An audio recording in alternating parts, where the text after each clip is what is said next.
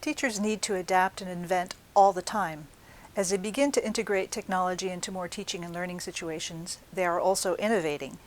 In these situations, there are no right answers, so assessment also needs to reflect what works and what's not working in real life. When teachers self-assess in this context, assessment becomes part of their learning process and the process of innovation. They'll set goals, test ideas, monitor their progress, and then adjust their strategies. This is essentially a formative assessment process.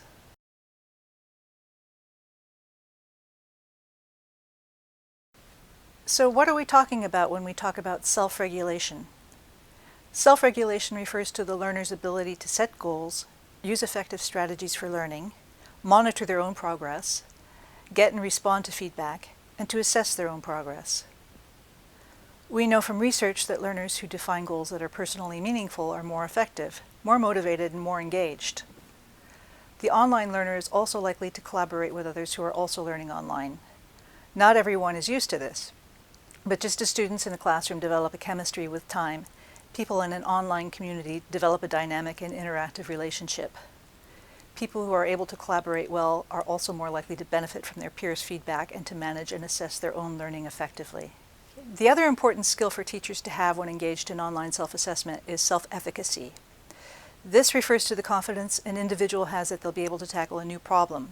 Teachers using an online assessment platform will need to have a certain level of self-efficacy in order to work independently as well as collaboratively with peers online.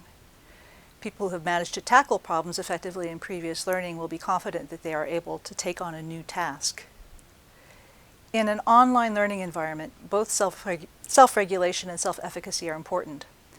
Many teachers don't have that much experience working online, so they'll need to build up their confidence over time. This course is an excellent opportunity for teachers like you to work in a supportive environment with one another and to build your skills for online learning.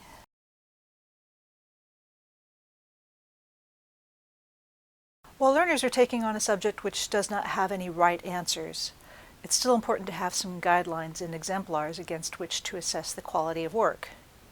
There are a few tools to do this in an online environment.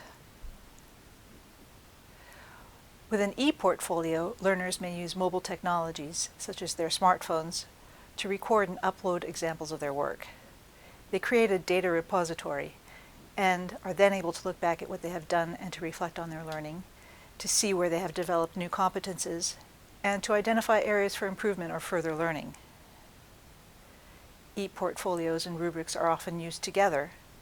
Rubrics set out the characteristics of quality work, and learners assess how their own work matches up. The criteria are fairly broad, since as we've said, the answers are not predetermined. For example, a good rubric would have a scale for different levels of expertise within specific areas of learning. This format helps the learner to identify areas where they may want to improve and then develop a strategy to do so. In the next module, we'll explore the Norwegian Teacher Mentor tool, which uses such a rubric, so you'll get the chance to experiment with a concrete example of this. Learners may also find exemplars, that is, examples of expert work that have some characteristics in common with the work the teacher is developing, and which can help to set a standard. Games-based learning, which you saw some examples of teachers using in the last module to help with student learning, can also be useful for teachers.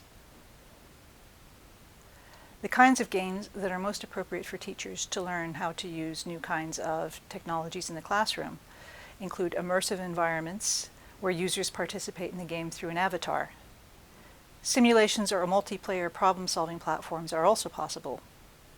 As an example, teachers may use a game situation to simulate how they would address a demanding classroom situation, or challenge online peers to find ways to use technology to address different teaching tasks.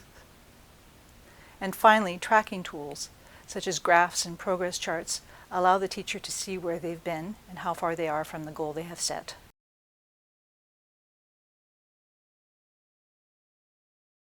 Some earlier online learning platforms that have been developed combine several important features.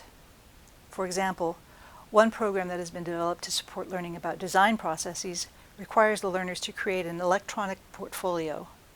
Their online peers each look at 2 portfolios to judge quality. The peer assessors refer to a rubric to rate the complexity and impact of the work. A pairs engine is used to rank portfolios. Each portfolio is judged by several different pairs. This is called adaptive comparative judgment. This approach works best when learners see this as a learning process and value their mistakes and weaknesses as learning opportunities. Another example is a platform known as Digital Moments, which is a tool to support problem-based learning and assessment within a professional learning community.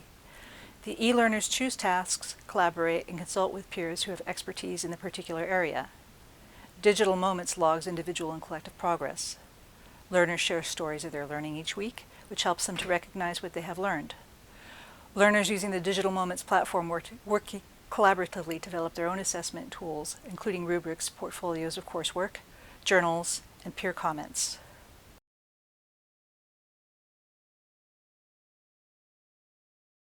My top tips for online self-assessment would be: first, make use of online tools for self-assessment. E-portfolios, rubrics, exemplars, games, and tracking tools all provide a way for teachers to gauge the quality of their work and to see where they might want to make improvements, see how far they've come, and where they want to go next with their learning. If you have an opportunity, take advantage of the fact that you are working with a collaborative online community. Peers will be able to bring new viewpoints and to provide feedback to each other's work. The fact that there are many people engaged in some of the same challenges means that you'll be able to benefit from the wisdom of the crowd. Remember that this is a learning opportunity.